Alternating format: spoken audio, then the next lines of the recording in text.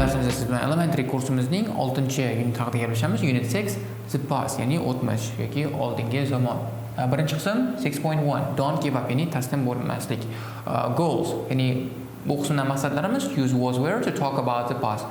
To be ning o'tgan zamondagi shaklini, bo'lgan fe'lini o'tgan zamon haqida gaplashishga ishlatamiz.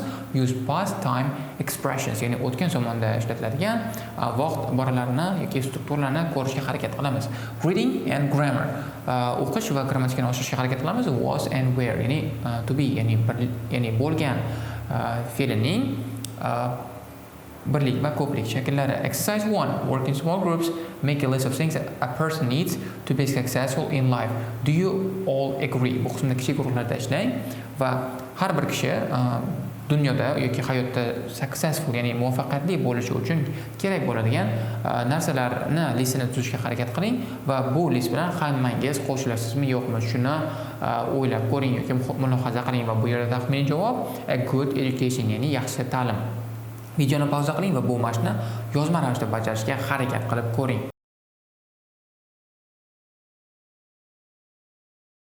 Exercise 2.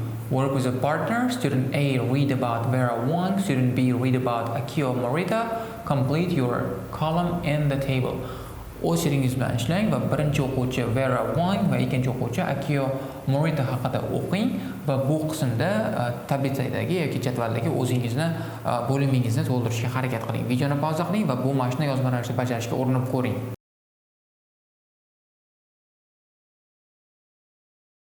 Keling endi javoblarni birma-bir ko'rib chiqamiz. Vera Wang, born 1949, early career at Vogue magazine. Problems. She wasn't in the US Olympic ice skating team in 1968. This made her very unhappy. Famous for what?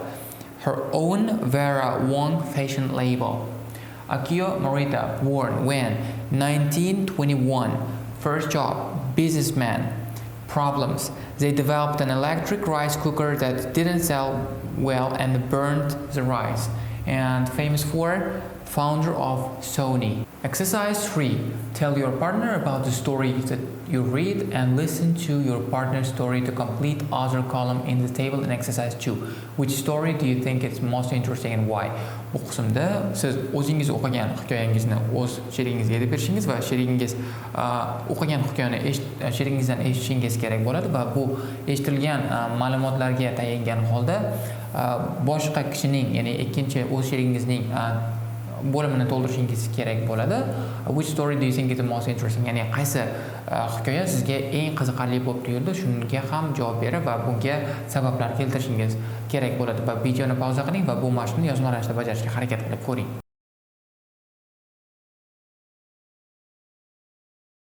Keling endi taxminiy javoblarni ko'rib chiqamiz. Well, the story of Akio Morita is most interesting for me because, well, I'm really into business, and as you see, he just pivoted very much. It's just from electric rice cooker to building a giant media company. It was a great feat, and it was really inspirational. That's why I just chose the story of Akio Morita. Exercise 4. Underline the examples of was, were, wasn't, weren't in the article in exercise 2 and complete the information in grammar focus box.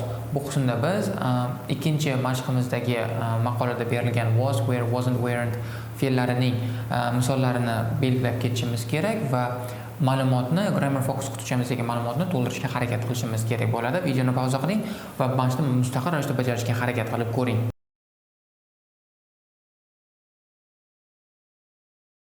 Grammar focus was and were, ya'ni to be fe'lining o'tgan zamondagi shakli bo'lgan, birlik va ko'plik. Was and wasn't are the past forms of is and isn't, ya'ni was, wasn't shakllari is va isn't ning o'tgan zamondagi formasi hisoblanadi. Were and weren't are the past forms of are and aren't, ya'ni were and weren't shakllari are and aren't shakllarining o'tgan zamondagi formasi hisoblanadi va bu yerda positive, negative va question forms. She was a very good ice skater. Her parents were from China. She wasn't in the US Olympic team. Morita and Ibuku weren't successful at first. Was it expensive? Yes, it was. No, it wasn't. Were they born in China? Yes, they were. No, they weren't. Exercise 5A. Complete the article about the successful team using was, were, wasn't, weren't. Bu qismda biz mashhur jamoa haqidagi article ya'ni maqolani was, were, wasn't, weren't so'zlarini ishlatgan holda to'ldirishimiz kerak bo'ladi. Videoni pauza qiling va mashqni yozma ravishda bajarishga urinib ko'ring.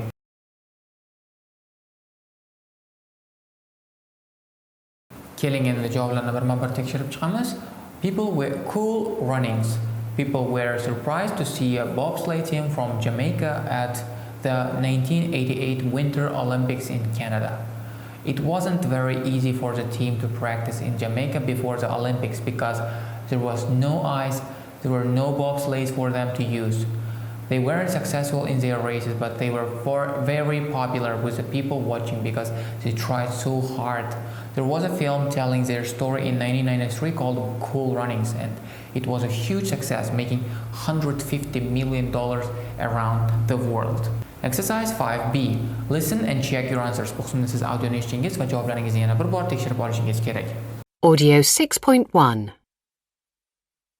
People were surprised to see a bobsleigh team from Jamaica at the 1988 Winter Olympics in Canada. It wasn't very easy for the team to practice in Jamaica before the Olympics because there was no ice and there were no bobsleighs for them to use. They weren't successful in their races, but they were very popular with the people watching because they tried so hard. There was a film telling their story in 1993 called Cool Runnings, and it was a huge success, making $150 million around the world. Pronunciation, ya'ni talaffuzni oshirishga harakat qilib ko'ramiz. The past of to be, ya'ni to be'ning o'tgan zamondagi shakli. Exercise 6A. Listen to the questions and short answers. Are, was, where, wasn't, weren't. Stress in the questions or in the answers. Bu qismda siz savollarga va qisqa javoblarni eshitishingiz kerak va was, where, wasn't, weren't fe'llarining savolda yoki qisqa javoblarda urg'uga olinganligi yoki urg'uga olinmaganligini tekshirib ko'rishingiz kerak. Audio 6.2. 1. Was there a bobsleigh team at the Olympics? Yes, there was.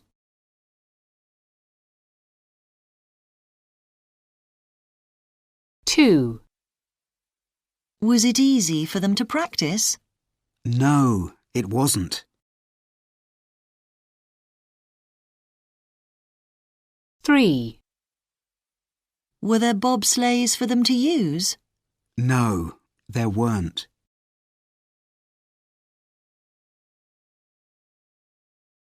4. Were they popular? Yes, they were.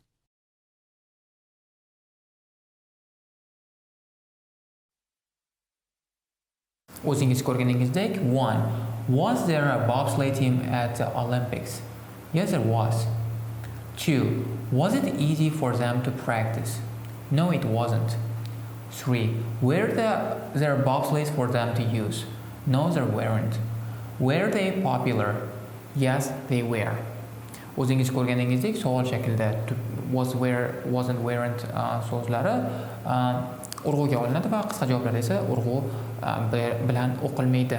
Exercise 6B. Listen again and repeat. Bu qismda siz audioni yana bir bor eshitishingiz va berilgan gaplarni yanada takrorlashingiz kerak bo'ladi. Audio 6.2. 1. Was there a bobsleigh team at the Olympics? Yes, there was.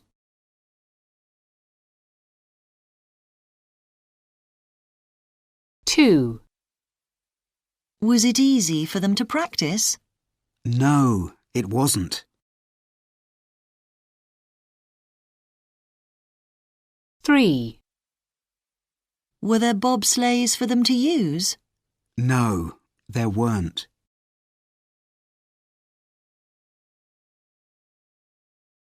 4. Were they popular? Yes, they were.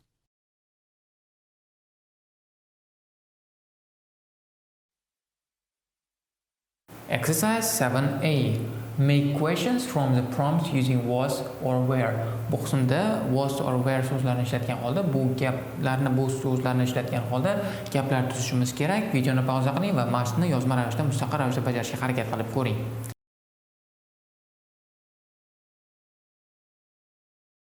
Keling endi javoblarni birma-bir tekshirib chiqamiz.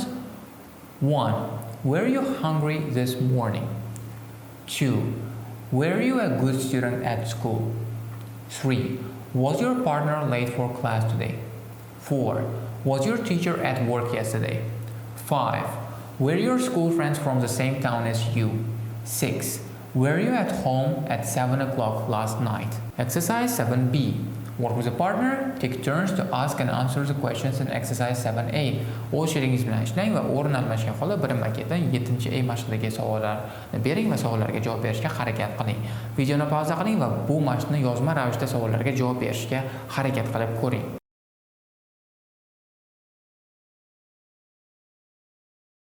Vocabulary and speaking. Time expressions. Bu qismda lug'at bo'ligi va nutq mahoratimizni oshirishga harakat qilamiz. Time expressions ya'ni vaqtni ko'rsatadigan iboralar yoki so'z birikmalari. Exercise 8A. Work with a partner and do the history first quiz. Match questions 1 to 6 to answers A to F. Bu qismda o'z sheringiz bilan ishlang va history first quizini ya'ni so'rovnomasini bajarishga harakat qilib ko'ring va 1 dan 6 gacha bo'lgan savollarni va A dan F gacha bo'lgan javoblarni to'g'rilashga harakat qilib ko'ring. Videoni pauza qiling va bu mashqni yozma ravishda bajarishga harakat qilib ko'ring.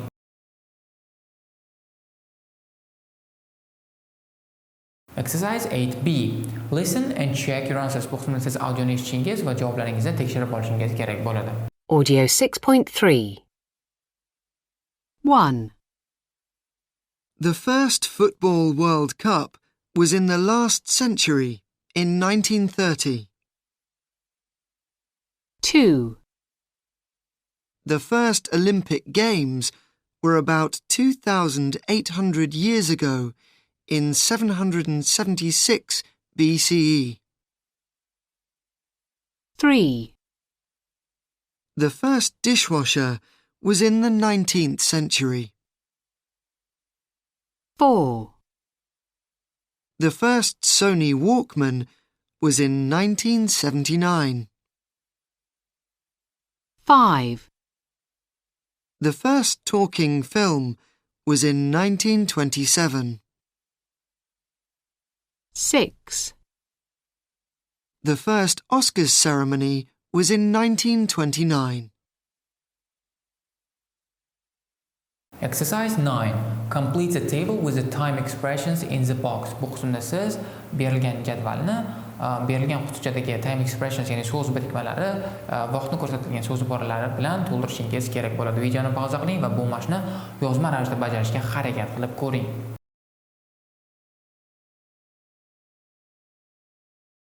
Keling endi javoblarni birma-bir ko'rib chiqamiz. 3 weeks ago. Last night. In the 18th century. Last year. 6 months ago. Last week. And in 2001. In summer. A long time ago. And in 1999. Exercise 10A. Put the past time expression in exercise 9 in the correct place on the timeline. Demak, bu qismda 9-mashqda berilgan vaqtni ko'rsatadigan so'z birikmalarini to'g'ri timeline-ga joylashtirishga harakat qilishimiz kerak. Long time ago and last night. Demak, bu vaqtlarni, bu berilgan so'zlarni qanchalik oldin bo'lganligi bo'yicha to'g'ri tartibda joylashtirib chiqishimiz kerak bo'ladi. Videoni pauza qiling va mashqni yozma ravishda bajarishga harakat qilib ko'ring.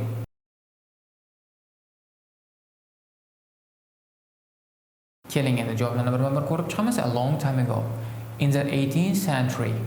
In 1999. In 2001. Last year. Last summer. 6 months ago. 3 weeks ago. Last week. And a long time ago. Exercise 11A. Task. Complete the sentences by writing where you were at those times. Bu qismda siz gaplarni bu vaqtlarda qayerda bo'lganingizni ko'rsatish orqali tugatishingiz kerak bo'ladi. Videoni pauza qiling va bu mashqni yozma ravishda bajarishga harakat qilib ko'ring.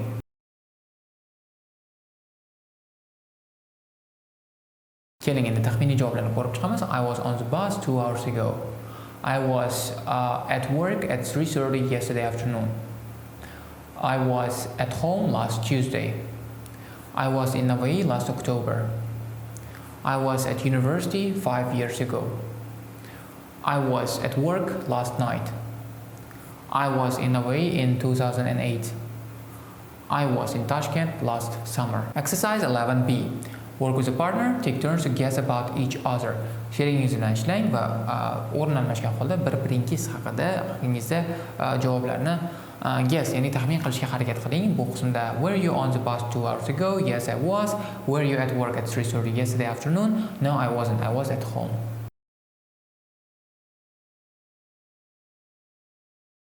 Shu bilan bugungi darsimiz o'z nihoyasiga yetdi. Sizni keyingi darslarda kutib qolamiz.